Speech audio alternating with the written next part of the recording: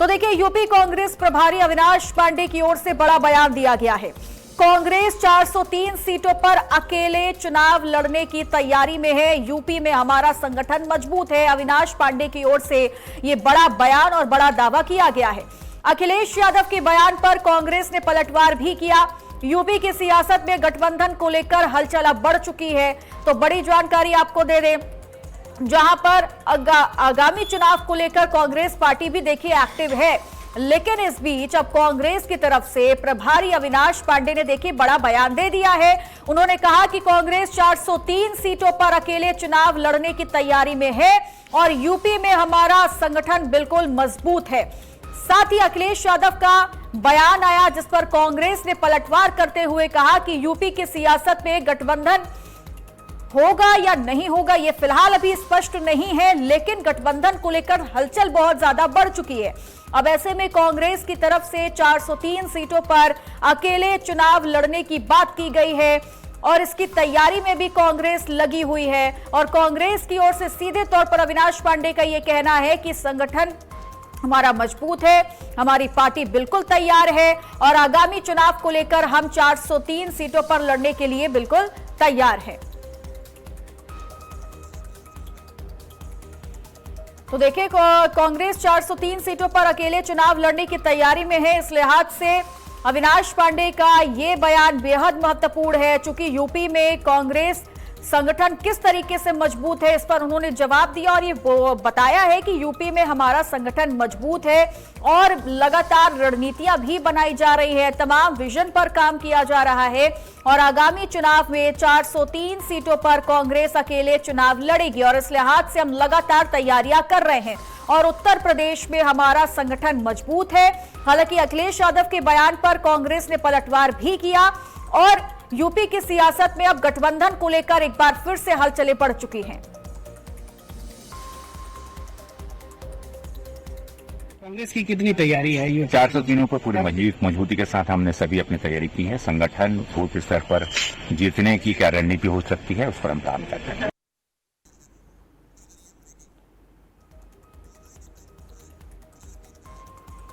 तो देखिए, अभी आपको हमने सुनवाया अविनाश पांडे की ओर से, जब यूपी में चुनाव का सवाल उनसे किया गया तो उन्होंने सीधे तौर पर यह बताया है कि हमारा संगठन देखिए मजबूत है, हम लगातार तैयारियां भी कर रहे हैं और आने वाले दिनों में 403 सीटों पर हम अकेले चुनाव भी लड़ने वाले हैं। लेकिन दूसरी ओर उत्तर प्रदेश में चुनाव के लिहाज से क्या गठबंधन होगा या नहीं होगा, इस पर भी हर किसी की नजरें टिकी हुई हैं, हलचलें भी बढ़ चुकी हैं।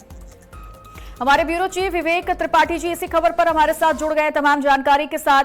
विवेक जी, क्या लगता है, एक तरफ गठबंधन का जिक्र किया जा रहा है कि गठबंधन होगा या नहीं होगा आगामी चुनाव को लेकर, लेकिन दूसरी ओर 403 सीटों पर अकेले चुनाव कांग्रेस पार्टी लड़ने का ऐलान कर चुकी है। अविनाश पांडे ये खुद कह रहे हैं, लेकिन ये मुमकिन हो पाएगा क्या?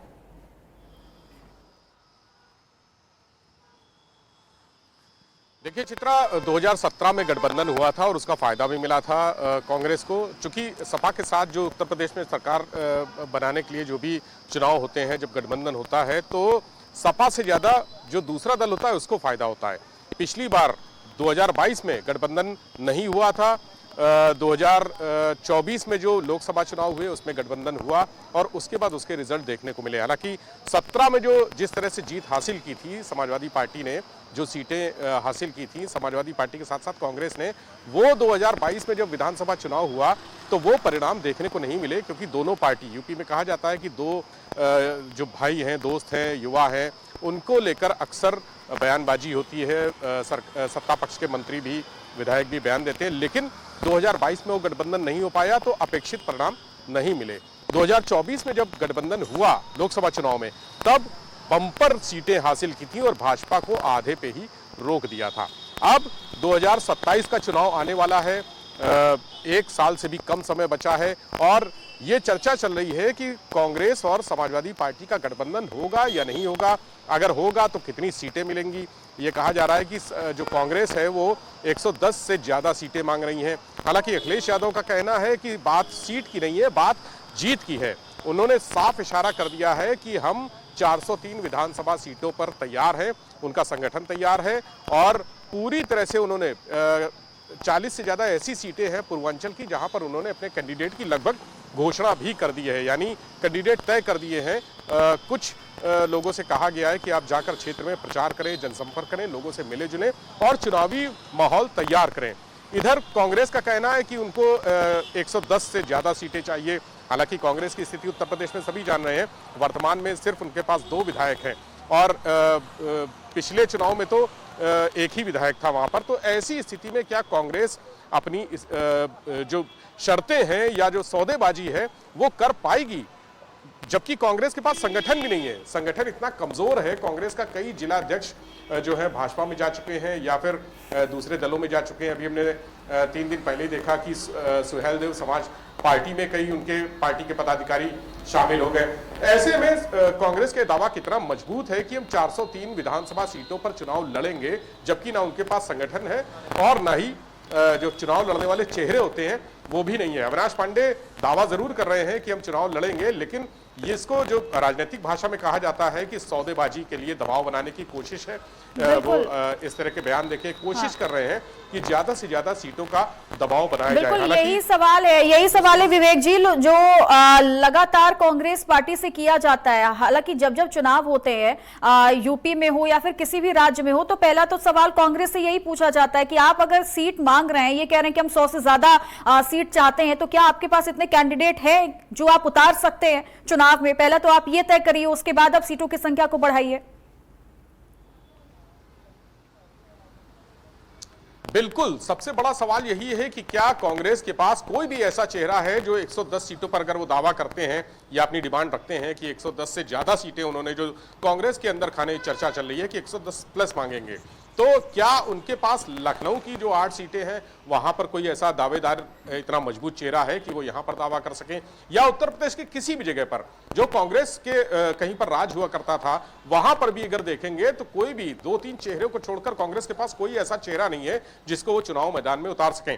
अखिलेश यादव ने बीच का एक रास्ता जरूर निकाला था कि कांग्रेस से गठबंधन करेंगे। रास्ता ये होगा कि जहां पर कांग्रेस अपना प्रत्याशी खड़ा करने को कहेगी वो सपा के सिंबल पर लड़ेगा, यानी कांग्रेस के सिंबल पर नहीं लड़ेगा। वो समाजवादी पार्टी की चुनाव चिन्ह साइकिल के सिंबल पर लगेगा, लेकिन होगा कैंडिडेट कांग्रेस का। ये अगर समझौता हो जाता है कि 110 सीटें हम आपको देंगे या उससे ज्यादा देंगे, लेकिन जो सपा का कैंडिडेट हुआ वो वहां से लड़ेगा, कांग्रेस के जो हिस्से में सीटें आएंगी उससे।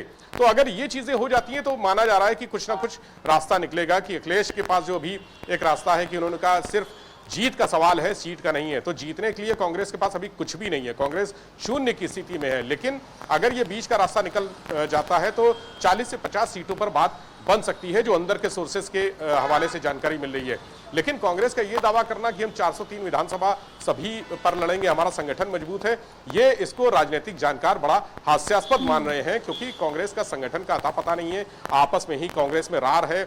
जो प्रदेश अध्यक्ष हैं अजय राय, उनके खिलाफ भी माहौल बहुत अच्छा नहीं है। जिस तरह से उन्होंने बयान दिए हैं प्रधानमंत्री नरेंद्र मोदी को लेकर, जो सोशल मीडिया पर वायरल हुआ, उनके खिलाफ ऊपर तक दिल्ली तक बहुत अच्छी परिस्थितियां नहीं है। ये भी चर्चा है कि पूरा संगठन बदल सकता है, प्रदेश अध्यक्ष भी बदल सकते हैं। तो ऐसे में कांग्रेस की तैयारियों को हम कहां पर, किन मानकों पर खरा देखते हैं, जब इतनी अंदर ही स्थिति खराब है, बाहर जो मैसेज है वो इतना खराब है, तो कांग्रेस की दावेदारी कहां तक मजबूत साबित होगी? अखिलेश यादव से सौदेबाजी के लिए क्या वो शेखी बगार रहे हैं, ये सवाल उठ रहा है। बिल्कुल, अभी गुत्तम गुत्थी की स्थिति जरूर बनी हुई है, लेकिन सोचिए अगर चुनाव आने तक क्या स्थिति हो पाएगी समाजवादी पार्टी और कांग्रेस के बीच, ये कह पाना भी थोड़ा मुश्किल होगा। बहुत बहुत शुक्रिया आपका तमाम जानकारी देने के लिए।